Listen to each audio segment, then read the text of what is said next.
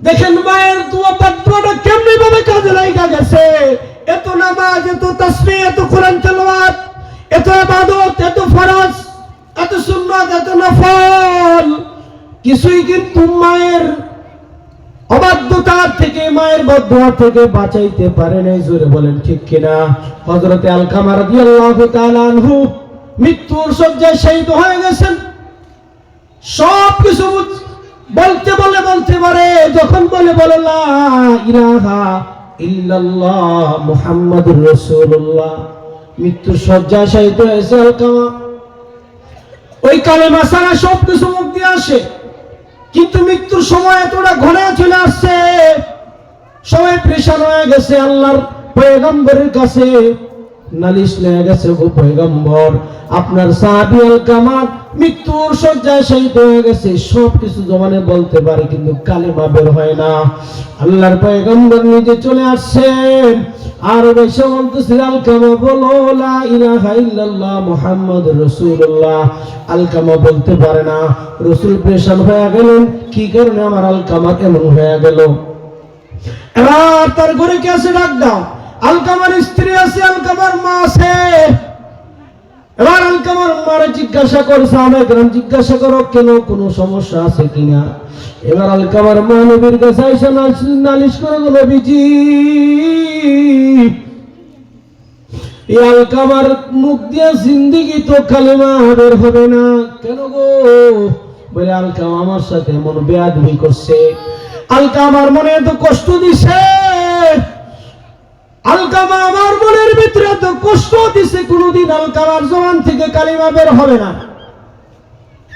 এবার আল্লাহর পয়গম্বর বলতেছেন, এই আলকামার মা, তোমার সন্তান অন্যায় করছে, তুমি মা হইয়া তারা মাফ করিয়া দাও। কিন্তু মায়ের মনে এত তীব্র কষ্ট দিয়েছে আলকামা।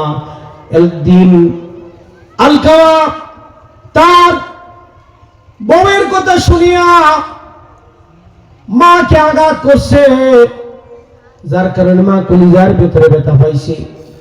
বউয়ের কথা শুই না মা বাবাকে আঘাত করার যুবক আছে না নাই?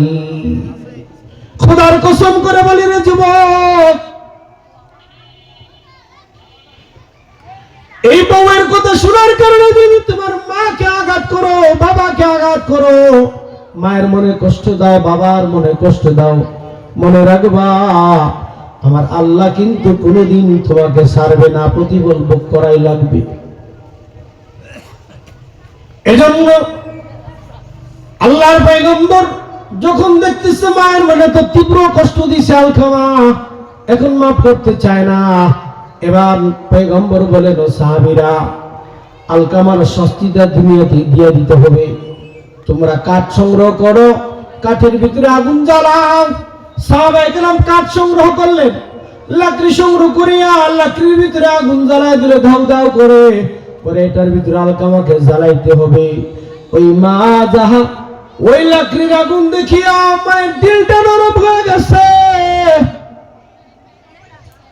আর আগুনের দিকে তাকায় বলতেছে, আমার সন্তান, যে সন্তানের জন্য এত কষ্ট করলাম, কত রাগ জাগ না থাকলাম, কত প্রস্রাব পায়খানা পরিষ্কার করলাম, কত কষ্ট না সন্তানের জন্য করলাম, আজকে আমি মায়ের সামনে আমার সন্তান আগুনে জ্বলবে, এটা আমি কোনোদিন সহ্য করতে পারবো না। ডাক দিয়া বলে, নবী গো, আমার আলকামার আমি মাফ করে দিলাম, তারপরে আলকামারে আগুন দিয়া জ্বালেন না।